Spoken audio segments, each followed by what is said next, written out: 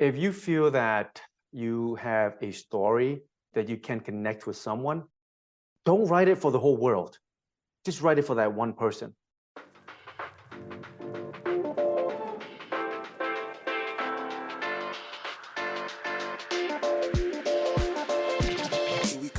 Welcome to the Going North podcast, the podcast where you will be inspired to join the business of immortality known as authorship.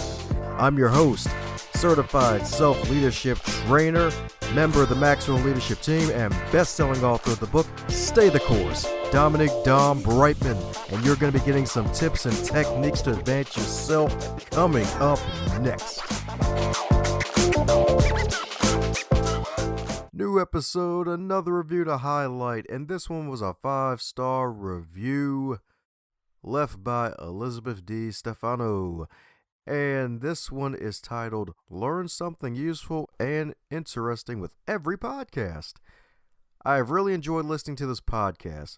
DomBrightmon has the most insightful, intelligent, and interesting guests. All authors ready to share a little bit of helpful knowledge to use through our trek through life. Bravo, Dom, and thank you. Thanks a bunch, Elizabeth, for leaving that great 5-star review about the show. Thanks a bunch for doing just that.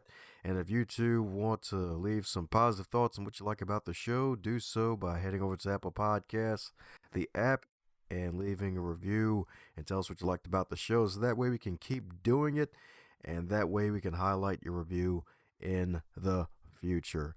Now let's keep your future going north with today's episode.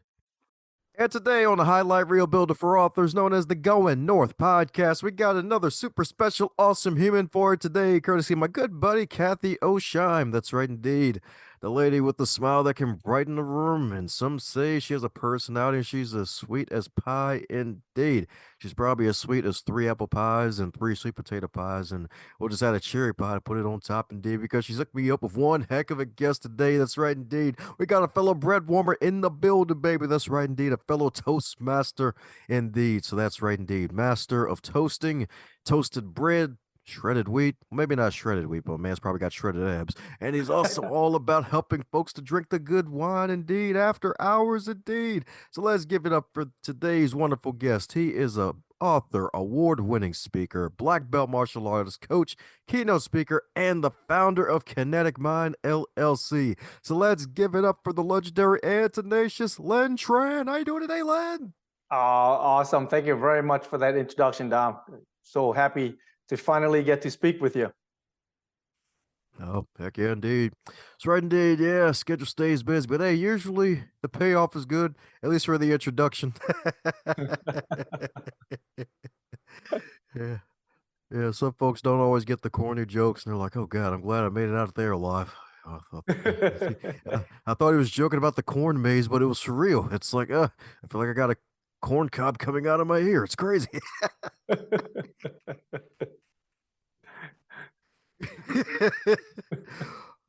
But man, it ain't about corn. It's about my man Len. So my goodness, as you know, with all introductions, they're not allowed to be 87 days long, and I probably only covered maybe 93 seconds of the 87 days. So mine filling in the lovely listeners of who is the wonderful Len since it's your first time on the show.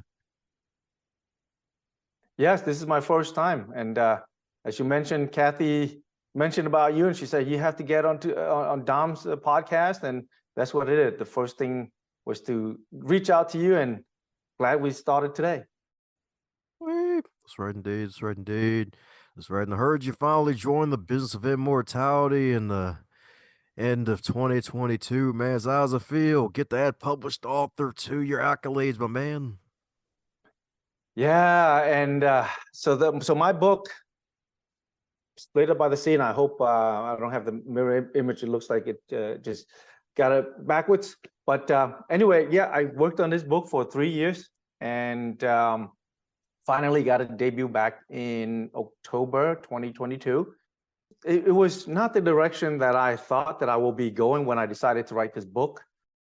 Part of my background is actually engineering, and a manager at a U.S. government agency. And so I thought, let me write something that is motivational so that I can motivate my 50 plus employees. But as I kept on writing, it was strange. It instead of putting in the motivation that I thought that deals with life experience as an engineer, I was using examples that happened to me back in the day when I came to America in 1982. And it was because of that 21 days journey in the middle of the ocean that basically we were facing all kinds of dangers, the treacherous sea, the storm, Mother Nature, and not even knowing that, we can even make it out of that South China Sea. And indeed we did. And so after I kept on writing, I was like, you know what? Maybe I'm going to change a motivational book into a memoir. And that's what I did. It became a memoir instead. And yeah, it's my first published book, and I'm extremely proud of this baby. There you go. That's right. Day proud of the baby indeed, and proud for it because that's a huge accomplishment, man. That's right indeed. Especially like no matter how long it takes, like 3 years, like dude, that's definitely an uphill battle. I can resonate with that because sometimes book writing, some days stuff comes out, some days stuff doesn't come out, and it's like, well, time to make do. So my goodness, what was the most difficult part about writing your book? I love that. I love when you just mentioned, some days it comes out, some day it doesn't. And you're totally right, right? I mean, I still have a full-time job, and um, right after the working hours, which is, after 5, 6 p.m. And that's what I did. I just went straight to my personal laptop and start typing away. But then this is what I found out about writing a memoir. See, writing a motivational book is like, okay, fine, how I feel motivated, and how I based on my past experience, and I'll just type it away. But when you write a memoir, you gotta be in the zone. And what I meant by that is, I told you and based on your introduction, my background is 40 plus years of doing martial arts, right? And here I preach to my students, I'm like, hey, just suck up the pain and don't cry and just punch through the bricks, right? And here I actually find myself in tears, right? And every single time that I was in tears, I actually write better. I actually write longer, and the scenes were so vivid in my mind that I just have to, capture it on paper, or my laptop right away, because I just didn't want it to escape from me. And so I find that every single time when I was having that emotional roller coaster, when I'm feeling down, when I feel like, oh, you know what, a drop of tears is about to come out, that's when I'm like, hey, you know what, I got to start typing again. While it may be difficult to go back to revisit those kind of memories, but yet it's on the contrary, it's great because it allows me to write more. It allows me to write pages and pages of emotions that I thought that as a writer I probably don't have. Uh, Definitely powerful right there, and it's kind of interesting. Yeah, you mentioned it's like, oh, once the tears came out, the more you wrote, and it's kind of Mhm. a testament of what you had to go through, indeed. Because I read some of your book, and especially the intro alone, when you and the rest of the folks in the boat were praying, Yeah, praying to your creator, like, oh man, yeah, please let us get through the storm. It's like, ah, yeah. oh my And that's the goodness. thing. I mean, the story in itself, it's it is after the Vietnam War, right? It is after the war in 1975. But it took my dad and I, along with 23 other people, 7 years later, which is in 1982. That's when we decided to embark on this journey. And if you read the headlines back in the 1980s, you hear hundreds of thousands, even millions of Vietnamese boat people were in the South China Sea, hoping to be rescued, looking for freedom. So when I came to America, I have a lot of friends who were in the same situation as I was. Some of them even experienced more of a harrowing experience. You know, they see death, they see rape and stuff like that. You know, pirates would overtake their boat, and they kept asking me. They said, you know, I want to write my book too. I want to, you know, I want to publish my story because, you know, I have something to share with the world. The problem that they were having is they said, you know what, I just don't have the discipline to sit down and write. And so I told them, I said, yeah, you know what, we all have stories to share. We all have great stories to share, actually.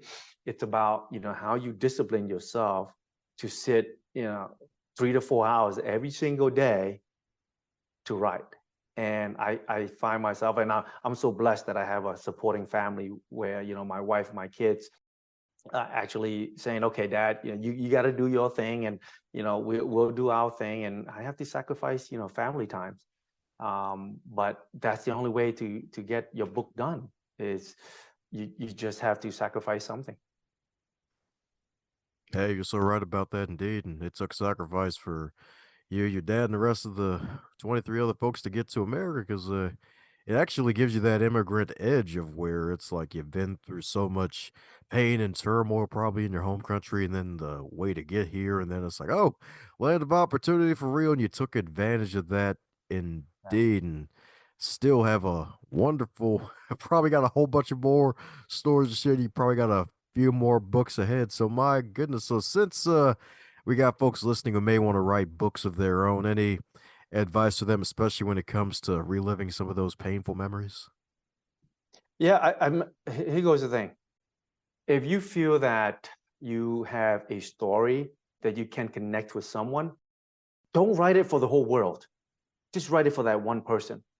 And that's what I did. I mean, like I said in the beginning, I wanted to write a motivational book, but when I changed my mind, when I had that mind shift to say, hey, you know what, I want to write a memoir, actually, the more that I write, the more I'm starting to focus on my kids.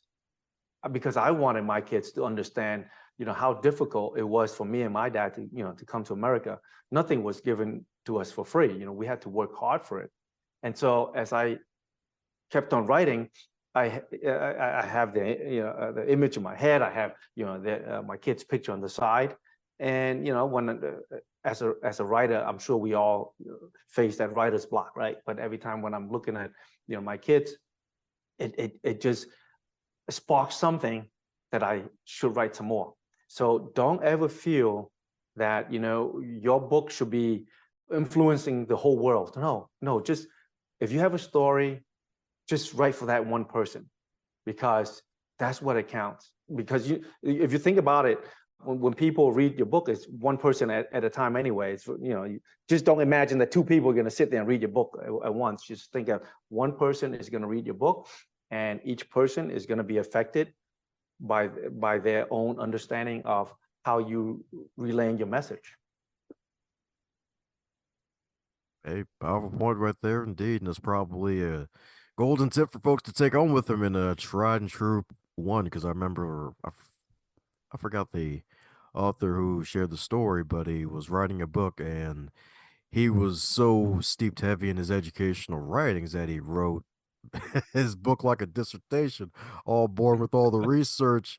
And then the person who was reading was like, "Hey, write as if you're writing to a friend, not as a Yeah. dissertation." So you're so right. It's like, hey, write to that wonderful one person as opposed to say write to the whole world. Because hey, the whole world might not be able to get a chance to read it because one, not everybody can read, Yeah. sadly.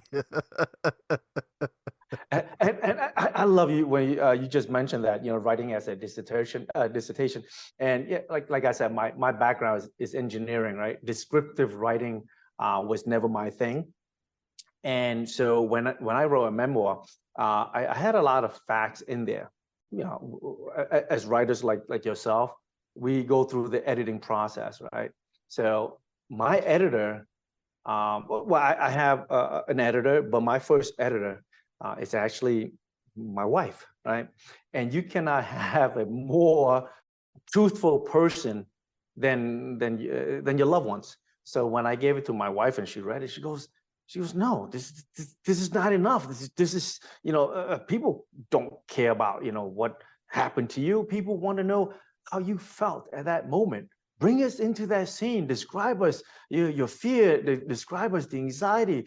Describe to us the winning element. We want to be immersed in the story. Don't give us, facts that you were at the South China Sea. You made it to this refugee camp and you got food. No, describe to us how that food tastes the very first time that you actually get to eat it after 21 days. And I was like, okay, well, thank you for being honest. But you know what? Her honesty made the book much, much better. So another tip that I would like to share for first-time writer is you got to have the emotions in there and do not fear of feedback. Sometimes we're so into our heads and be like, oh, you know what? I just don't want to listen to other people's opinion. But you have to listen to their opinions because that's what's gonna make your book better. We might overcome the fear to say, hey, I'm proud to write my book, but now we just have to overcome another fear, is to accept to be criticized. Yeah, good deal indeed. Good deal indeed. Heck, that's probably one of the good reasons to join Toastmasters, to get to learn the wonderful art of the artful critique, where he gives a good feedback indeed. So, my goodness, how'd your Toastmasters experience play into the book? Because I'm pretty sure you probably gave some speeches in the past that ended up being a part of this book. That is so funny because I joined Toastmasters 3.5 years ago, and it's so funny that when I gave my icebreaker, I talked about how I came to America, and then a couple of months later, I was asked to participate at the international speech contest. And so I said, okay, I don't know what it is, but let me try it anyway. But then I went home and start, YouTubing to see what exactly is an international speech contest. And I found out that it's nothing more than just an inspirational contest, inspirational speech contest. And so I said, you know what, why don't I start to elaborate on what had happened to me during my journey coming to America. Those times that I faced the fear, and I actually overcame the fear. And I get asked by so many questions. It's like, okay, elaborate more. Tell me more. I want to hear more. And then I'm thinking, wait, these international contest speeches are only 5 to 7 minutes long. If I need to tell you more, it's going to be 50 to 70 minutes long, right? And so that actually, so that's what actually sparked my thought to say, hey, you know what? There you go. There you go. There's a great opportunity to start writing my book. And I just have to give the credit back to Toastmasters, because if it wasn't for them, if it wasn't for their curiosity, maybe I didn't get a chance to write this book. Maybe I would have been stuck with the motivational book instead. Yep, that's true indeed. Definitely, that's true indeed. Because hey, it's like you have a plan, and then of course, first contact comes at you, and it's like, oh, I thought I was going north, but I guess I'm heading back down south. Let me head over to the east and then try to go north.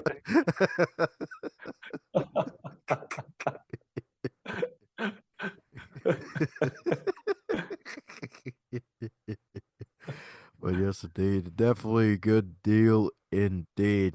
So my goodness, and since you're a martial artist, I'm always a fan of the martial arts. Did a little taekwondo, but it's like minuscule compared to the wonderful resume that you had. Been doing it for almost 40 years, my man. So what would you consider your 3 major life lessons learned from being a martial artist for all these wonderful years?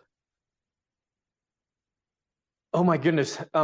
So when I first came to America, it was in 1982, and my first state that I arrived was New York State. I was actually in New York City, and back in the 1980s. Now, New York City, while it might be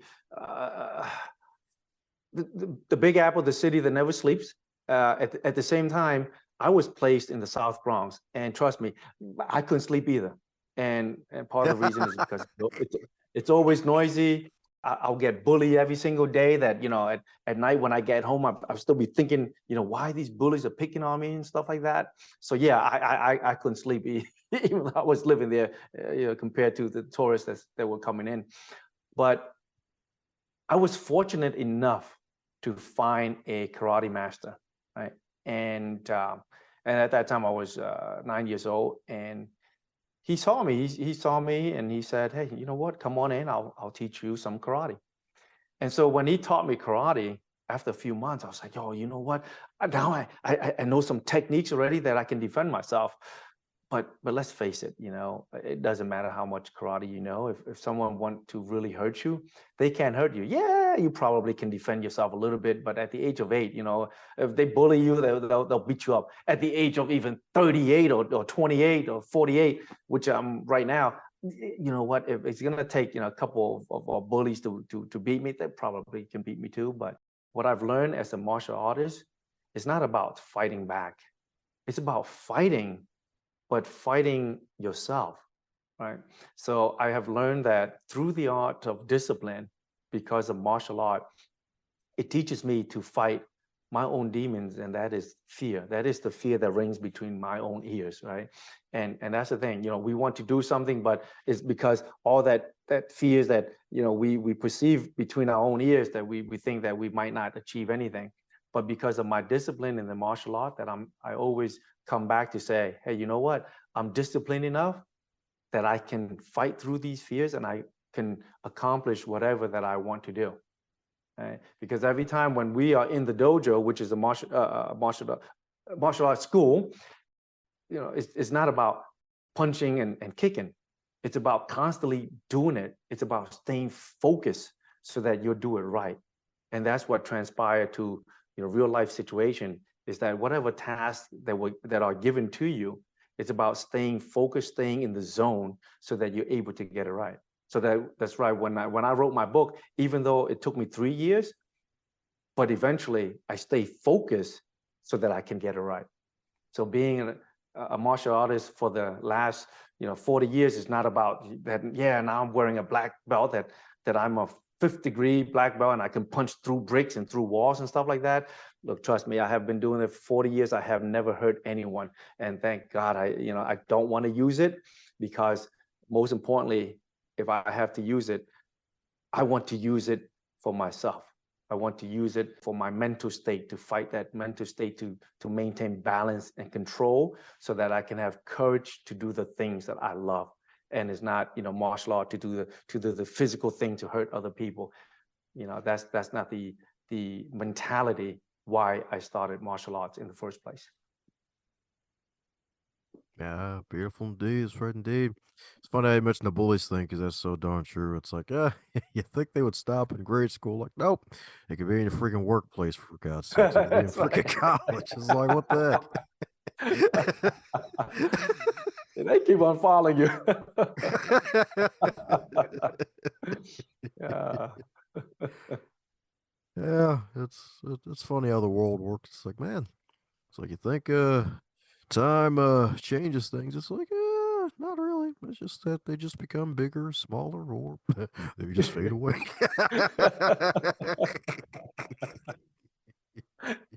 Yeah. Yeah. That's right. What Indeed. I've learned is actually that I've been teaching for the last 17 years, and it's, even though I have a lot of students, but it's so difficult to train your own kids, right? So every time I teach my kids, I'm like, oh my goodness, how is that you just can't listen and comply to the rules? It's a difficult journey, and that's why for my kids, I would tell my students, say, hey, you know what, you take care of my kids. I'll teach you. You teach my kids. There you go. Probably from being a manager for all these years, delegation, right? That's right. Yeah. So that's what the workforce taught me. It's it's how to delegate diligently. Heck yeah, that's right indeed. Save a lot of time that way indeed. Shoot, my goodness, my goodness. So since you've been on quite a few interviews promoting your wonderful book and the work that you do to help out other folks to really get to their next level. And heck, even a play off of one of my book titles, Stay the Course, and to stay focused and diligent. Is there a question that you wish that folks would ask you more often when you're being interviewed? Yeah, I like when the audience is asking me based on my experience is, how is that I am able to maintain that discipline and that focus in order to drive the fear, the internal fear that you create in your own heads so that you can achieve your dream. And my thing to them is, you got to follow these 3 Ps. And it came from, how my dad taught me during that 21 days journey, because I did an entire speech on him on staying the course, right? You got to stay the course in order for you to find out, how powerful you are. And the 3 Ps, the first P is you got to have perception, right? When you are facing an obstacle, you got to have a perception. You got to change it in a way that if I'm going to maintain the negativity, what good does it do for me? But if I'm going to focus on the positive aspect of it, it's going to start me rather than stop me. So the very first P is you got to have the perception, change your perception. The second thing is you got to be persistent, right? So my 21 days in the middle of the ocean, we found land. We finally found land after 5 days of starving in the middle of the sea. But once we found land, it was just another beach. It wasn't freedom. But because that we're able to find land, we were going from one beach to another, and it was from day 6 all the way to day 14, right, that we're consistently finding ourselves stopping at each single beach so that we can continue to find food, continue to find hope that we can survive.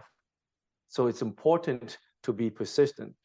It's important to say, hey, the more that I'll do it, the more that I become better. Now, when you think back in the day when you had won something, you just don't show up and win. Let's say for Toastmasters, you don't show up and make a speech and win. You probably practice that speech, tens or hundreds of times before you win. Now, for the world champion speakers, they probably practice, a few hundred times, or maybe up to 1,000, right? Because they have from January all the way to August for them to practice, right? So if you want to be a world champion speaker, you got to be persistent on practicing. And the third one is, and I learned this from my dad and also my martial art teacher, is perspiration. Right? My dad always told me that, it's not about how much you do, it's about how hard you're doing it, right? It's just like when you go to the gym, you say, hey, I want to have 6 packs, but you just cannot do 10 sit-ups. No, you got to do 100. Maybe, okay, you know what? After 100 sit-ups, I got to go over there and do some more crunches, and I go over there and do some more leg lifts, right? So you got to work until you perspire, right? So when you perspire, then it's about the effort that you put in versus the number. So as long as you have, change of perception, be persistent, and ready for perspiration, that's when you can drive the fear out of your own head. Those triple P's, baby. That's right indeed. That's right indeed. That's right indeed. Especially that perspiration, y'all. That's right indeed. You gotta sweat. That's right indeed. Work up that sweat indeed. That's right indeed. Gotta sweat that pain out of you. The toxins and negativity. That's right indeed. That's right indeed. Get that workout in. Indeed. That's right indeed. And that can extend your youth too. That's right indeed. Of course, interior pain may come with the package of aging, but hey, at least on the outside, you look freaking great.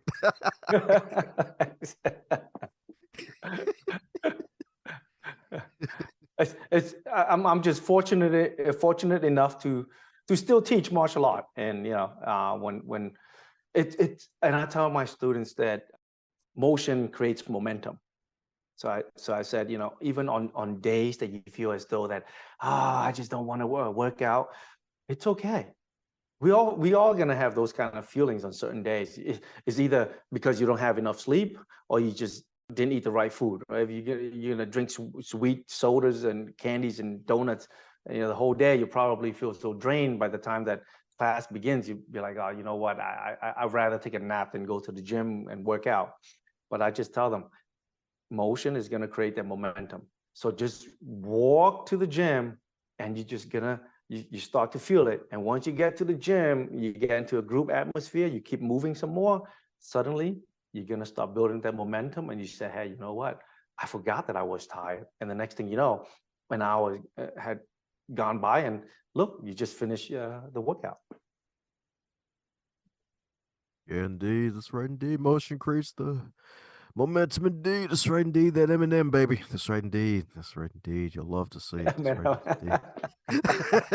I love it. There you go, the Eminem.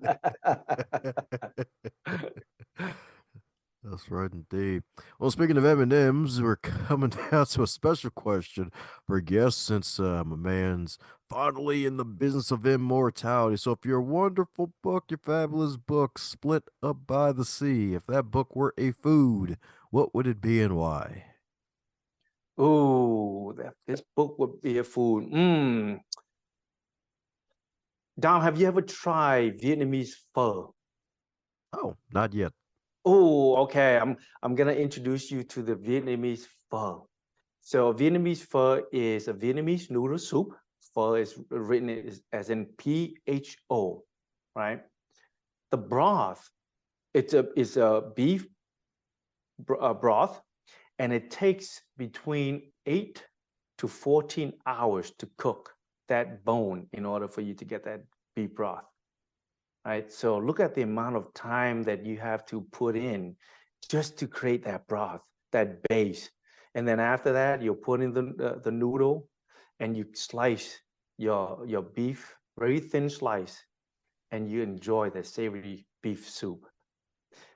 The reason why this book is like that is because once you start, you don't stop until you finish that bowl of soup. There you go. That's right indeed. Be like you indeed, sir. That right, folks. That's right indeed. That's right. Chicken Noodle has to take a break today, y'all. That's right indeed. That's right indeed. You need the pho. That's right indeed. The Vietnamese pho, baby. That's right indeed. That's right indeed. A play on some of my silliness. It'll be for your good. For your good.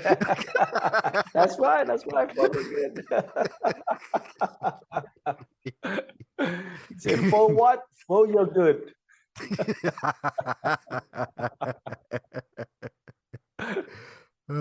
That's a t-shirt right there. Yes, right.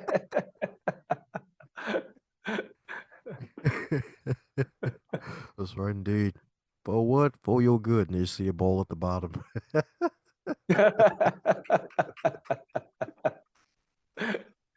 That's right. Eat your pho and get to the bottom of it, and you feel felicious. There we go.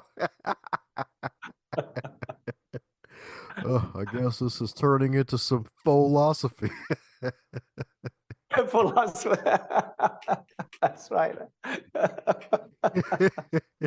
Love it. Oh, I gotta steal that one now, Dom. Yeah, philosophy. I love it. As a matter of fact, I have a friend who's visiting me from Houston, and I just asked him earlier. I'm like, hey, he's flying back home tomorrow at 7 p.m. And I said, hey, you know what? Before you fly back, we gotta go have some pho. And now, yeah, we're gonna. So as if we're gonna be eating pho tomorrow, and as we talk, I'm gonna say, hey, this is nothing but just philosophy.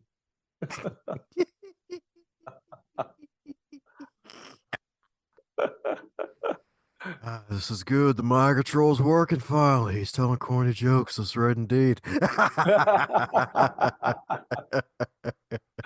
That's right. You thought it was a podcast interview. It's like, nah, it's just me getting your brain, making sure you tell folks corny jokes. So that way they can groan. And then once they groan, you become amused.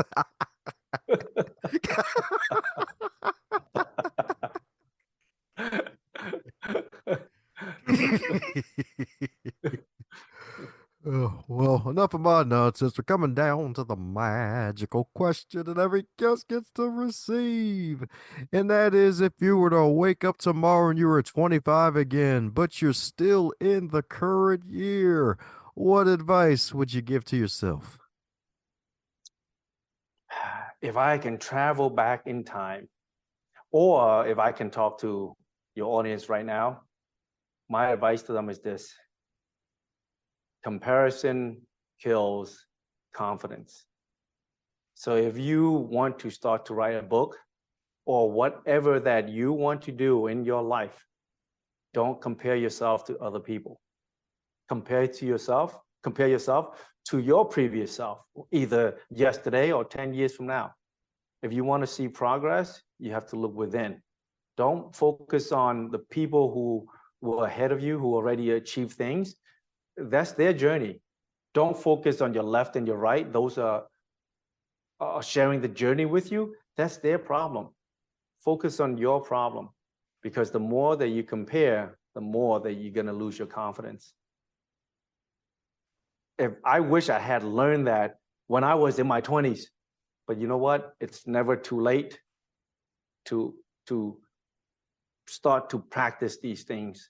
That at any age we always tend to compare ourselves with other people. So just learn to block that out and learn to look within. Sweet. That's what I'm talking about indeed. That's what I'm talking about indeed. Look within, y'all. That's right indeed.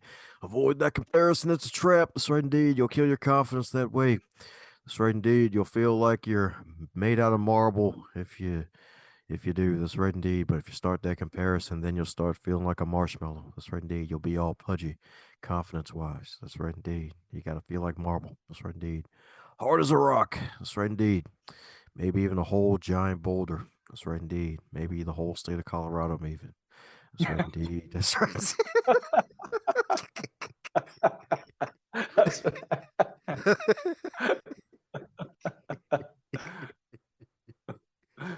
That's right, indeed. Well, it ain't about boulders, it's about my man, the wonderful Len himself. So, for those who need to keep in contact with you, buy your books, and keep up with your journey, what's the best way for folks to do so? Yes, please reach out to me. My website is lenvtran.com. My book is right now, it's on Amazon.com. It's basically, you do a Google search, it's everywhere. It's in Barnes & Noble and all the other bookstores, but seems as though Amazon is the fastest delivery. So you can get the book there. Title again, Split Up by the Sea. My website is lenvtran.com. Woohoo! Well, you're that right, folks. Head over to lenvtran.com. We're going to put a wonderful link to that wonderful site in the show notes so y'all can cop some copies of his marvelous book. Share with your friends, family, cat, penguin, dog, kangaroo. Heck, even share with a penguin and a Tasmanian devil. That's right, indeed. They might even become a Tasmanian angel afterwards. That's right, indeed. That's right, indeed. So they can be split up by the sea and then by the desert. And then they'll have their dessert too. That's right, indeed. They might even have some faux afterwards. Indeed.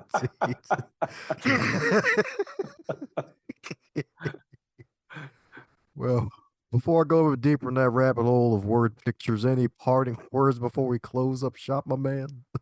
No, I just want to say thank you very much, Dom. It was an interesting conversation with you, and thank you for allowing me to share some of the wisdoms. And definitely, I love the laughs. If you're hearing this part of the episode, that means you're one cool individual. Thanks a bunch for tuning in, and if you enjoyed what you heard, be sure to share it with at least one other person in your network. Bonus points for 3.